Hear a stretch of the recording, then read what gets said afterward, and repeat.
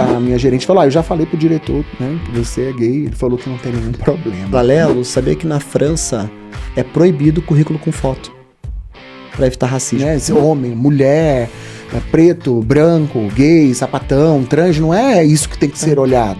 É o profissional, é a capacidade dele de aumentar o faturamento da empresa. Então, uma questão política, cenário Estados Unidos, né, onde você começa, e pessoas nos seus lugares, seus espaços sendo ameaçados, entre muitas aspas, por outros tipos de pessoa e começa a se articular contra isso.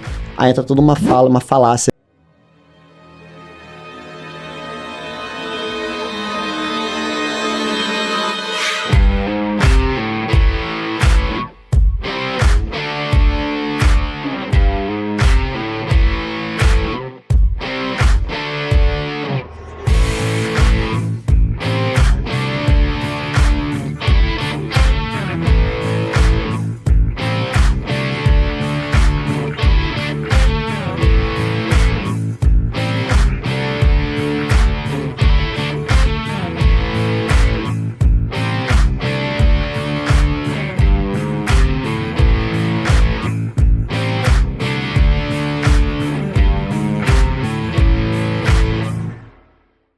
Bora! Então bora começar o nosso quarto e último episódio sobre a nossa quinta temporada do mês do orgulho, já que no próximo domingo, já que hoje é dia 23 de junho, dia 28, é celebrado no mundo inteiro o Dia do Orgulho. Se você perdeu os episódios anteriores, você pode aí assistir no YouTube e também ouvir nas principais plataformas digitais. A gente recebe aqui o queridíssimo Vinícius Limoeiro, gerente de marketing da Amazon Music.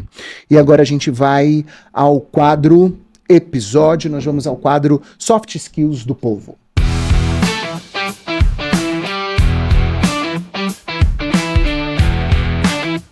Vinícius, aqui a gente tem uma ilustração do polvo, que é o símbolo aqui do Podier, que os profissionais hoje eles não podem e não devem só ser especialistas em uma única coisa, a gente precisa fazer de tudo, por isso aí o profissional polvo.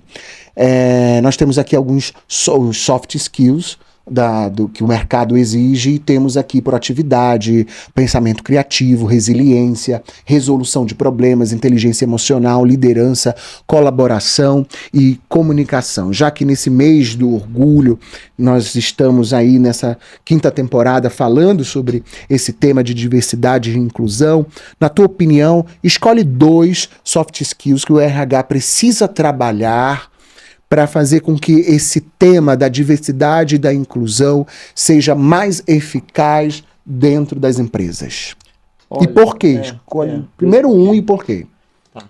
Eu acho que o primeiro, eu já tenho os 2 na minha cabeça, eu vou quebrar aqui. O primeiro eu acho que é o pensamento crítico, que acho que é trazer informação de qualidade, como eu até falei no outro episódio, talvez as pessoas não tenham repertório, não tenham vivências, eles não têm toda aquela história de trazer o problema, colocar na mesa, até educar, né? Não é papel da empresa educar, as pessoas têm educação de casa, mas no mundo de hoje acho que é importante ter primeiro esse pensamento crítico, então trazer um pouco de pensamento, de profundidade, de questões e dar repertório pro profissional que trabalha naquela instituição. E o segundo do lado dele, a colaboração, né? Então, a partir de um pensamento, né, que você trouxe, expôs e você estimula a colaboração, aí de novo a gente falou no outro episódio também, o papel do aliado, né? Como que o aliado pode colaborar com uma causa que talvez não seja a dele, não é a dele, mas pode ser de alguém da família dele, pode ser do colega que está do lado dele, pode ser de outra pessoa, então traz o sentido até bem humano mesmo da colaboração. Boa. E agora vamos ao quadro Tá no Feed, Tá no Podier.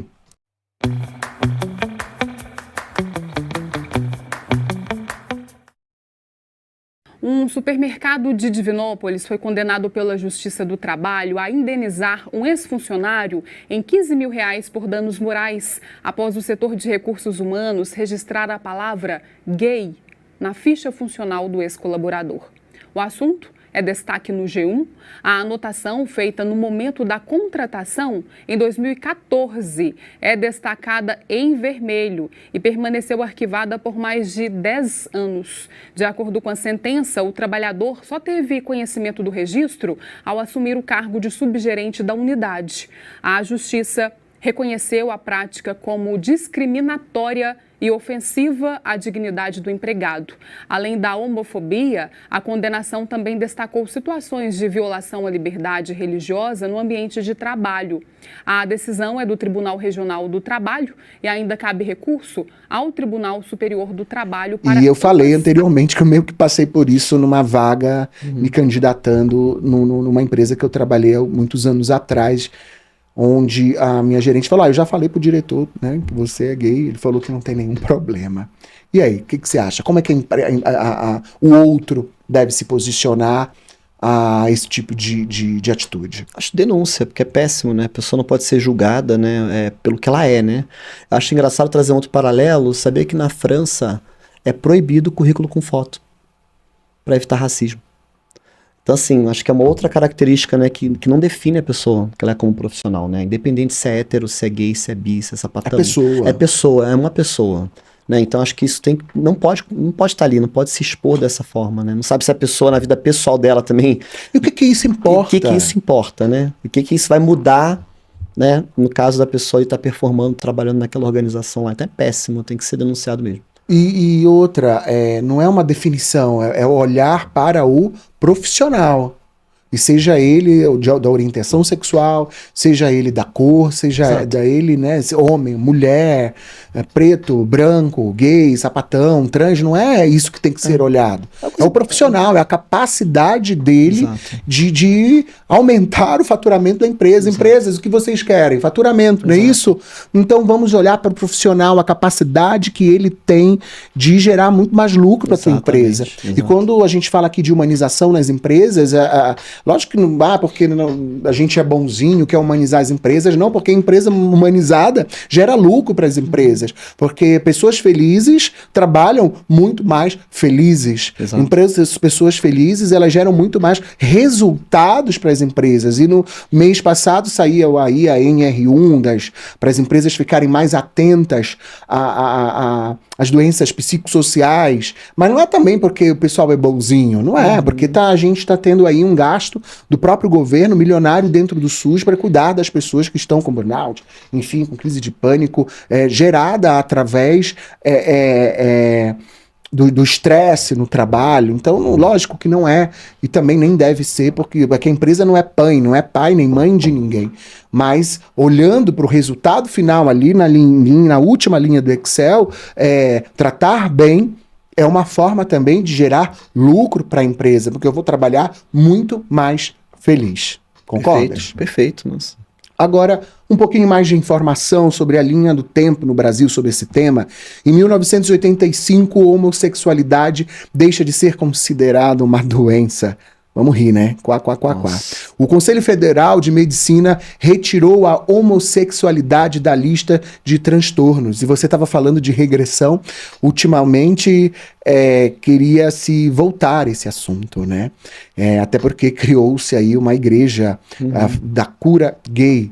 E estavam querendo votar justamente sobre esse tema, sobre a possibilidade da cura gay, sobre a regressão. E a gente vai ficar lutando numa parada gay que passou aí domingos atrás, sobre todes, né? Sobre novas siglas. Outros assuntos. Bora parar, né? A gente tem coisas muito mais importantes para honrar o sangue de muita gente que foi dado ao longo desses anos para conquistar, para a gente chegar vivo até aqui, até agora. O Brasil foi um dos primeiros países do mundo a adotar essa medida, né? Sobre tirar o termo homossexualidade como doença. E só em 1985, isso é recente, não é muito tempo atrás, então a gente tem muita luta ainda pela frente. Em 1999, proibição da cura gay, que quase voltou, né? Sim. Quase um tema que voltou. E se fala, tá? E se fala muito. Isso, né? O Conselho Federal de Psicologia proibiu psicólogos de oferecerem tratamentos para reverter a orientação sexual de uma pessoa. Como plataformas, como é que você acha como as plataformas de música podem gerar mais conteúdo para disseminar as atitudes corretas contra a homofobia, aos ataques, seja qual for a classe dessas letras aí, como você muito bem falou, essas caixas da letra LGBTQI+. Eu acho que sobre visibilidade, né? Você tá cada vez mais visibilidade, continuar com essa visibilidade no momento, de novo, que a gente falou que a gente tá agora, a onda, né, a ressaca de tudo que a gente conquistou, eles estão querendo tomar de volta um pedaço, mas isso não vai acontecer, então a gente vai crescendo pouquinho em pouquinho, mas acho que é importantíssimo falar sobre isso, né? Tipo, eu acho que tem um estudo bem interessante também, a música da Lady Gaga, Born This Way, né? Eu nasci dessa forma, é considerado um grande hino LGBT, porque ela consegue tocar num lugar as pessoas que nasceram daquela forma e são da forma que são de um jeito muito profundo. Então, de tudo que você tem, esse estudo é bem interessante. Eu esqueci agora a universidade, que é a Universidade Americana, e estudos de gênero, essa música é a música que realmente representa melhor a comunidade e é uma aliada. Aí o que é engraçado também, de novo, vou falar do papel dos aliados também. Então, semana passada assisti o documentário da Kylie Minogue, né, que é uma cantora, mulher, cis, hétero, e ela foi abraçada pela comunidade gay. Aí numa entrevista dela, que é interessantíssimo, perguntam pra ela, por que os gays gostam tanto de você? Ela fala, cara, porque eu sou tão atacada quanto eles, porque ela sofreu uma onda de ataques nos tabloides ingleses, que são dificílimos, né, e naquela época, nos 80, era duro, né, os tabloides atacavam, e ela falou, eu acho que eles me olharam, claro, tem uma música, uma sonoridade, mas eles se sentiram como eu e me abraçaram, porque eles passam o que eu passo, de todo o preconceito, de tudo que joga pra cima deles. Então eu acho que, assim, plataformas de música, muita visibilidade, né? Pessoas falando sobre isso, cantando sobre isso, talvez. E os aliados também puxando, né, um pouco essa história, deixando todo mundo se sentir confortável. Nesse mês de junho, que a gente já está chegando aí no final, o que a Amazon Music preparou para o mês da diversidade? Vou fazer um merchan aqui. A gente tem uma programação especial no aplicativo, nossa equipe de programação. Então, quando você abre o aplicativo, a gente tem playlists LGBT, já música LGBT por década, LGBT Brasil. A gente tem uma série de podcasts, então tem um destaque que sobe, isso é um nível global. Todo ano já destaca o podcast sobre esse assunto. Todo ano a gente destaca globalmente a LGBT, né, como empresa, né, se posiciona a favor da diversidade muito. Então tem toda uma programação especial e tem campanhas vindo aí também com pessoas da comunidade LGBT, mas também, de novo, a gente apoia o ano inteiro artistas LGBT, independente, né, de tudo, né, não é só em junho, mas em junho a gente faz questão de pegar a plataforma nossa de lançamentos, por exemplo, e trazer uma artista como protagonista desse momento, e a gente trata como promoção de lançamento. É um lançamento que a artista está fazendo, a gente promove lá, não fica falando, LGBT, no mês do orgulho trouxemos esse artista, não.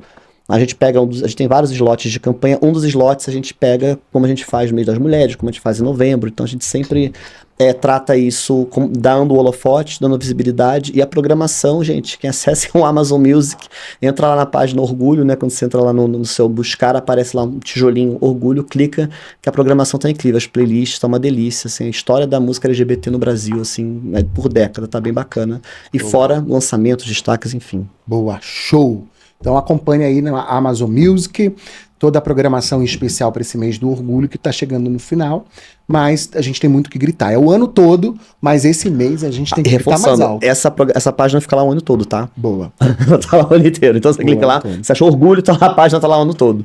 Você acha que o tema diversidade gera mais vantagem competitiva para as marcas? A gente falou anteriormente, né? Por exemplo, a loja que eu comprei essa camisa anos atrás, ela fechou porque não teve um texto muito bonito do dono da loja em que ele fala, né, do apoio e por que fechou, né? E, enfim, não existia consumidor, né? E olha que nós somos, não sei se maioria, mas somos uma comunidade muito grande e a gente não leva isso em consideração.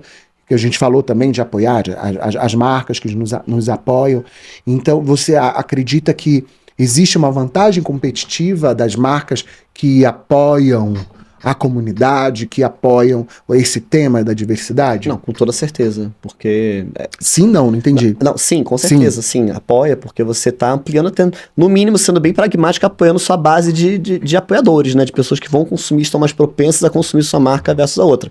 E aí qualquer tipo de diversidade, é importante a marca estar atenta a isso também, não só por uma questão humana, uma questão inclusiva, uma questão produtiva e pragmática também de se ampliar sua base de consumo. Né? Você falou muito do Facebook aqui, que você trabalhou alguns anos atrás, por muito tempo, trabalhos extraordinários que você comentou com a gente. Agora, se der, fique à vontade para dizer não. Exemplos de marcas, as outras, ou que você passou, ou que você andou vendo ao longo da sua carreira como publicitário, que você possa nos exemplificar aqui como referências quando o assunto é inclusão e representatividade.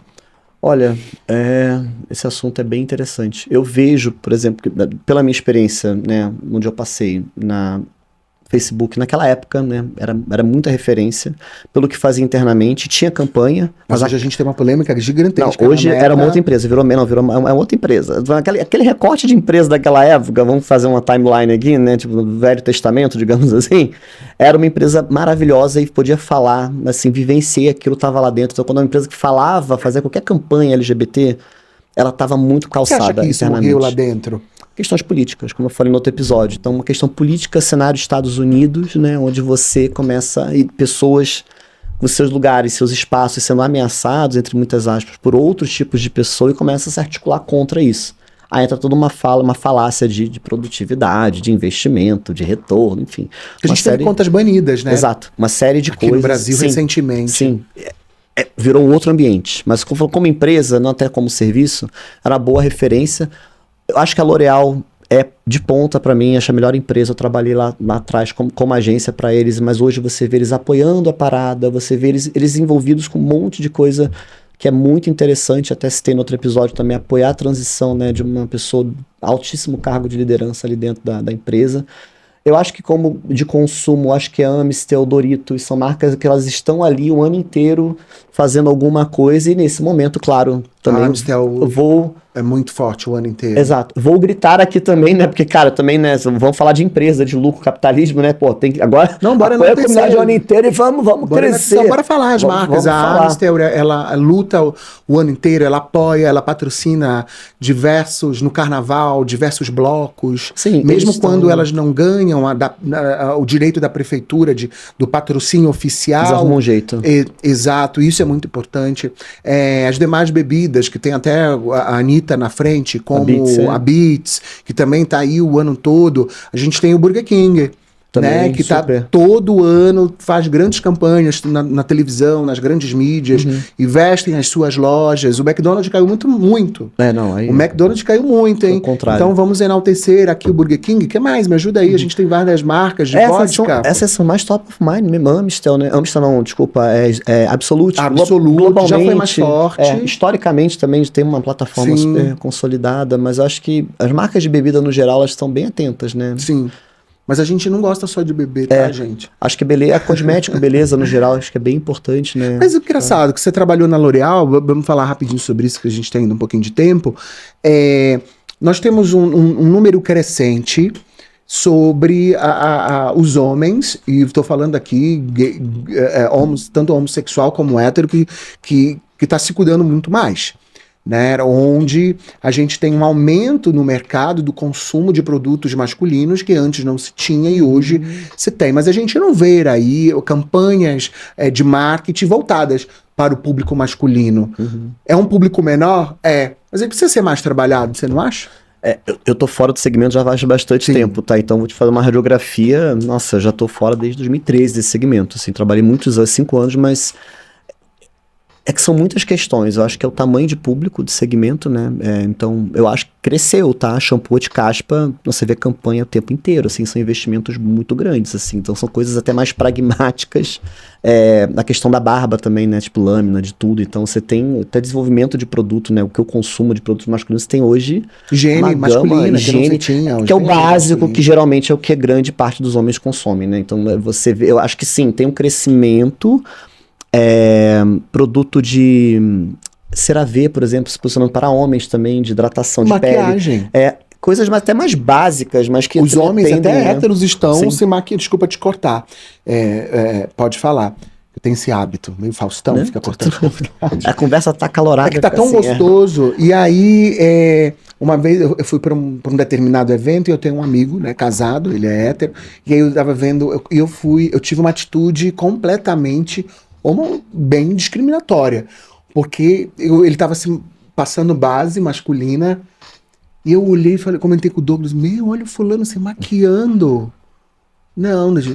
Não era uma coisa do gay, é uma coisa do autocuidado masculino que hoje está cada vez maior, e as empresas desse ramo têm ali um nicho, mesmo que pequeno, mas é um nicho considerável, precisam também posicionar a sua marca, gerar campanhas nas redes sociais, já que acaba sendo um investimento menor voltado para esse público. Vamos falar rapidinho para terminar sobre pessoas trans, que elas continuam as mais vulneráveis. As empresas hoje, elas não contratam. A gente falou em episódios anteriores, onde elas acabam buscando a prostituição como uma fonte de renda, porque não se tem o espaço para essas empresas. Elas acabam, e é muito chato e muito feio falar sobre isso, mas é completamente necessário, ou vai para trabalhar como cabeleireiro, ou vai trabalhar em telemarketing. Obrigado às empresas de telemarketing, que eu acredito que são as empresas mais abertas à contratação de todos tipos. É tão feio, né? Mas me corrija, me diga uma palavra melhor a ser falado. Todas as pessoas, Todas as pessoas, qualquer pessoa, né?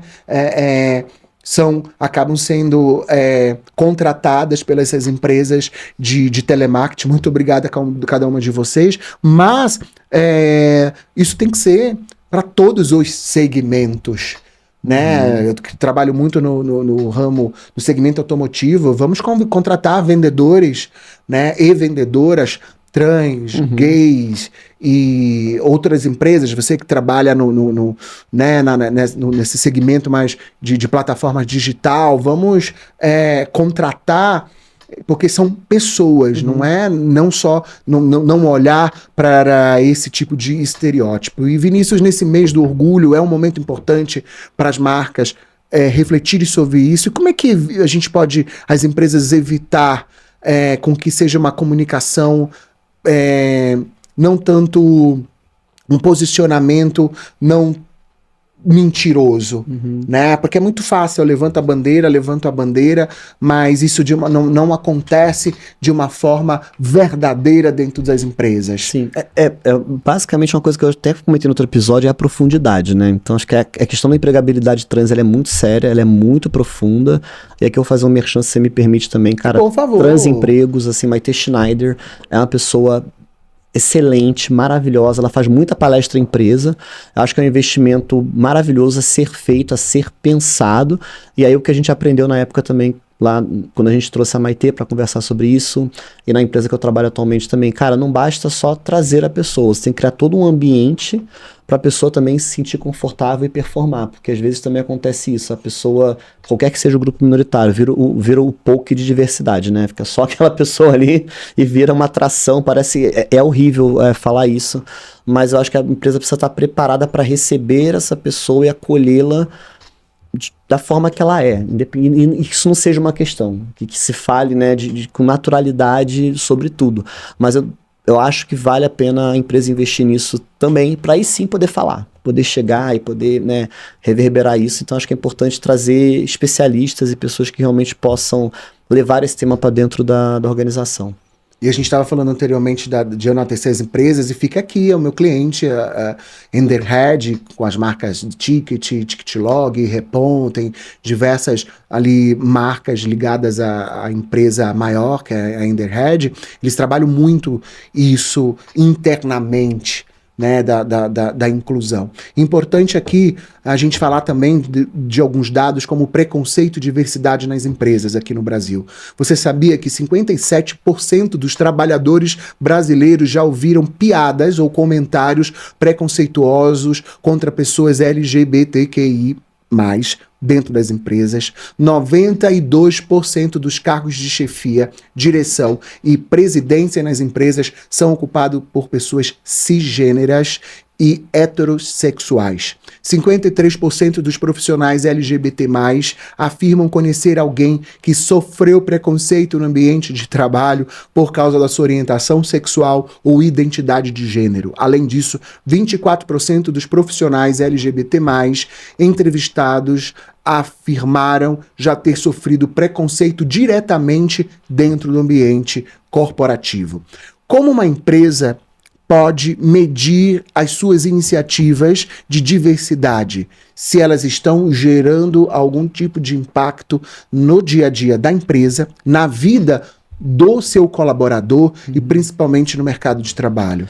Aí eu acho que é questão de a qualidade do ambiente que você está criando ali dentro, né? Então acho que tudo começa na cultura da empresa, uma cultura mais aberta à diversidade e uma cultura onde você, né, deixe muito claro alguns tipos de comportamento. Então, até extrapolando até questões de homofobia, LGBTfobia, no caso, questões de assédio contra mulheres, questões de preconceito, de racismo, questões, né, de gordofobia, são questões que são pesadas e questões que devem, para mim não tem esse meio termo, assim, acho que tem que ter uma conscientização geral de que essas coisas são erradas, e eu odeio quando as pessoas falam assim, mas o mundo tá muito chato. O mundo não tá muito chato não, o mundo tá mais correto. Tem mais informação, tem mais coisas circulando, e a gente aprendeu já, a duras penas, e muita gente sofreu por conta disso, de que é errado fazer esse tipo de coisa. É errado continuar com determinados preconceitos, com determinadas falas. No meu tempo que era bom. No seu tempo era uma merda. Desculpa o palavrão, mas no seu tempo era horrível para aquela pessoa que sofria com o seu comentário. A pessoa que passava aquilo e tinha que ficar calada. Porque não tinha ferramenta, não tinha legislação, não tinha ambientes que proporcionavam ela ser que ela é independente de sofrer qualquer coisa. Então acho que assim, a empresa tem que entender, aí de novo, o quanto que ela consegue reter talento. Acho que a mensuração é um pouco por aí, o quanto que ela consegue reter de talento, o quanto que ela consegue ter uma cultura que as pessoas gostam de trabalhar lá, elas vestem a camisa da empresa, elas se jogam pela empresa, porque é gostoso trabalhar ali. É uma empresa que me valoriza com quem eu sou e o que eu entrego para ela. Então acho que é um pouco essa combinação, e aí ferramentas de pesquisa, de mensuração de clima, enfim, já trabalhei em algumas organizações onde o seu clima ele é mensurado o tempo inteiro, e se ele não tá bom, vamos entender o porquê que esse clima não tá bom. Então acho que passa um pouco por essas questões, né, de conscientização e pesquisa de pulso frequente. Excelente. E quando você falou, né, as pessoas comentam, mas na minha época, e hoje as pessoas chamam, é muito mimimi. Não, não é mimimi. É porque nós estamos mais informados e a gente está se calando menos. Exatamente. A gente está buscando mais os nossos direitos. Então não é mimimi. A gente está chegando no final do 4º episódio dessa 5ª temporada, e de um tema importantíssimo que a gente não seguiu nesses 4 episódios, nada no roteiro. A gente precisa voltar a falar sobre isso, não só agora nesse mês de junho, mas ao longo do ano voltaremos, sinta-se convidado. E para a gente encerrar a sua participação, que conselhos, Vinícius, você daria para profissionais LGBT+, que estão iniciando as suas carreiras e ainda têm receio de se assumir no ambiente de trabalho? Nossa, agora Clodovil, a câmera da verdade. Olha a câmera da verdade. Olha, o início é sempre difícil, né? Eu acho que o início é muito difícil. Eu acho que a pessoa tem que... Eu aposto muito nisso. Você tá pronto tecnicamente para performar o melhor. Eu acho que, infelizmente, a gente tem sempre que entregar muito mais que todo mundo, né? Por ser de um grupo minorizado, então que isso não seja, né, uma questão. Então se joga, mete a cara. Você está começando a sua carreira agora, se joga, mete a cara.